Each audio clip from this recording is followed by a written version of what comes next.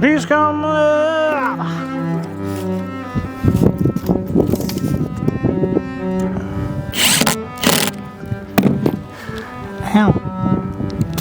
I know there's going to be some contractor out there that's going to have a comment to say of like, you're doing that wrong. You're probably right. I probably am.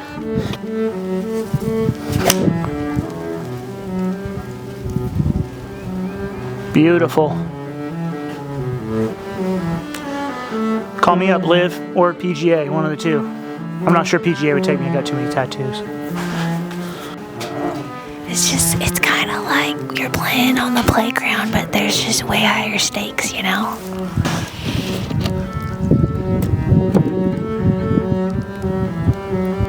So I don't have a floor from this point on, and I don't have scaffolding.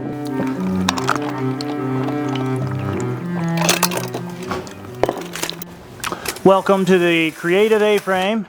The reason it's called that is because, one, me and my wife, both creatives, both have a marketing company, both work in the photo, video, marketing, social media space, and so we're hoping that this house will kind of reflect that, and one, our work, two, just the jobs that we do, and then three, we just are creative people. Like, so the furniture will be a little bit funky, the house will be set up a little funky, it won't be like your traditional A-frame cabin. But it'll be a fun, interesting space, fun aesthetic. But yeah, so we started building this about, I don't know, almost a year ago. We bought this land. We got 11 acres. Eventually, I think we'll probably do like a price thing of like how much everything cost us, because we're actually doing this debt-free. The entire project, we're doing it as we get our money, or the money that we've saved, and so on and so on.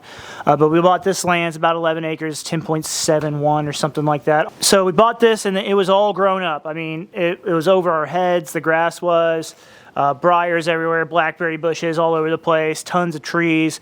Broke my wife's heart whenever I started knocking down all the trees. She's a big old tree hugger. We started clearing all this, got a skid steer out here, started knocking some down, got an excavator out here, did some work with it, and then we started on the foundation of the house. What the spot that we picked for a reason. If you come over here, you can kind of see, it might be blown out here in a second, but if you look this direction, like it just faces this pond, and the people that own this land next to us, they raise bucking bulls. Their cattle's always over here. This is where they put their hay, and their pond's over here, so they're always over here. It's just like a really nice open. There's coyotes that come through here. There's a bald eagle that comes to this pond too, which is pretty rad. Hopefully one of these days we'll get that on photo or video. There's just a lot of wild animals that go through here. Tons of deer, turkey.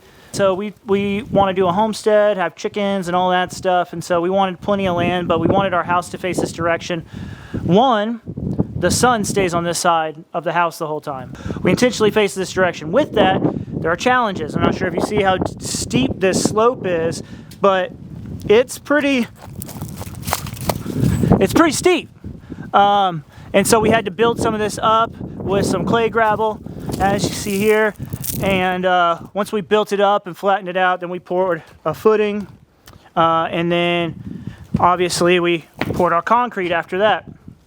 And so now we're in the stage. You guys didn't really get to see it, but I think we have some photos of us setting up all the A's. From this point, it was pretty easy. We put them together, and where these splices are, right here, we made it into half sections and used the floor joists to kind of help stand them up. So it wasn't really that bad because they're only in half pieces. And then we put the other part of the A on top of that.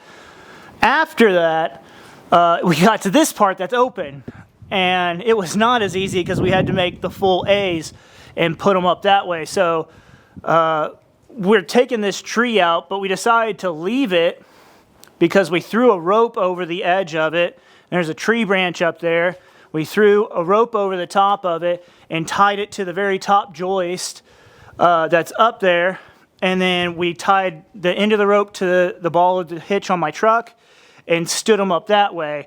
We have these little bird mouth ends on this where we cut them, and the pitch of it was 55 at the bottom and 60 at the top. And so we made a stencil, we laid it down, we made them as we went instead of making them all at once, which in retrospect, I wish we could have made them all at once. It would have been a lot easier. Probably would have been a faster process too. But we cut out these notches so that it sets there, and then when the weight sets on it, it pushes straight down on it. But if it does push out, that bird mouth hits right up against that board that's there. So now that they're all up, now we're putting on the wafer board on the outside. It sucks because it's just me and my dad and Ellie kind of building it. And yeah, so today it's kind of windy. I mean, you might hear it, but you can definitely see it, like the wind just swooshing around. And I'm just trying to put these up by myself. It's not always easy. It's definitely not OSHA approved in any way, shape, or form. But they're going up, and it's sturdy. I mean, this thing is solid as a rock. It won't go anywhere. I think I read somewhere at the pitch that it's at, it can like hold up to like almost 100-mile-an-hour wind. So that's kind of cool. But now that these are up, we're putting the wafer board. There's my dad right there. Speak of the devil. He doesn't know better, so he wears that OU shirt around. But now is the funner part of getting this up and then wrapping it. And after we do that, we'll do the floors. We're going to do a polished floor, sanding them down, and then doing like an epoxy or something like that over the top of it just to seal it. And then that'll be done. Then we'll put up the front and the back, and it'll be roughed in. We'll put shingle on it after that. We were going to do metal, but believe it or not, shingle is almost half the price of doing metal. And then instead of doing spray foam, because the ceilings are so high, it would cost us a fortune. So we're going to wind up doing batting in here instead, which will also be probably about half the price. So saving some money in certain places. Like, there's nobody else out here, really. I think the only, maybe a little bit more R rating, but really the only benefit of spray foam would be noise. And there's nobody out here, so that won't really affect us too much. So, yeah, that's kind of where we're at right now. And hopefully I don't fall off the roof today whenever I'm putting this wafer board up, because it's pretty windy.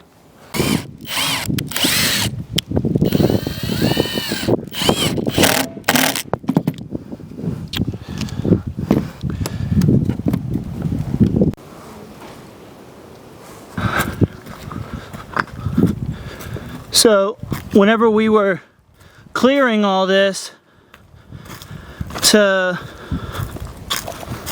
put the house up here, my wife, like I said, she loves trees. And so all this area had trees on it, and I was tearing them down, and there's a giant pile right next to the house of just trees that we cut down. And my wife just started crying because I was killing all of her trees. But what she doesn't know is we're gonna have to tear down even more trees, because we gotta put electric here, and we gotta put electric poles in. But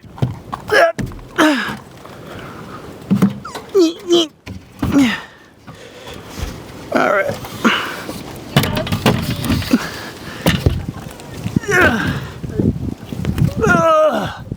I'm gonna wait for the wind to stop for a second.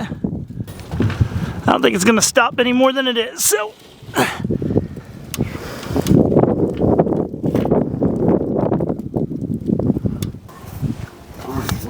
I'll catch you. I would rather die than hear Mom complain about you dying. Ow. I know there's going to be some contractor out there that's going to have a comment to say of like, you're doing that wrong. You're probably right. I probably am. But I know just enough to be dangerous enough to get it almost right. So if you don't like it, it's not your house. I don't care. But I made a couple of mistakes thinking back now of what I should have done different. So the next time I make an A-frame, I'll know, but probably never gonna happen again. I measured 16 to center off of that back joist, the back A this way, from the outside in. It wasn't 16 to center, I went from the outside in. And so whenever I went 16 to center from there on out, it screwed me. And so now I'm gonna have to scab a whole bunch of these, well, every 8 foot, which sucks. And it's just more work that I have to do and more lumber I have to buy, but you live and you learn. It's not gonna mess with how it structurally goes up or anything like that. That won't matter, but it just sucks that I have to do it. But it's... You learn when you're Yeah, In a house is super. things you learn for whenever you're building the house yourself. Everyone does that. What do we have here? I'm just resting in a hammock that I did all by myself. Blocking in first and then do this, but when have I ever done anything the right way? Ah. So there's some things we do to code, and some things we don't. This is one of them. So I happen to have these 2x12s that are 20 foot long, and I'm using them as little walkways. And that one's not close enough to the edge so I can reach it, so I'm trying to put another one over there. But got nowhere to walk, put it over there. So it's a little janky, as the kids used to say in my day. I don't think anybody says janky anymore. Well, try to fit into between a 16 to center joist and realize how fat you are. I wish I had a second set of hands, but I don't. Want me? No. Dang it.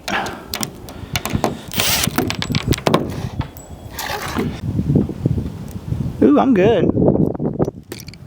6 feet from the edge, and I'm thinking I honestly probably need help.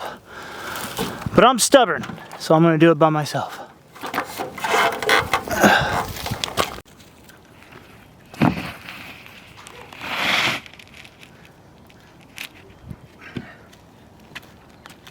This was a lot easier when I was a young man.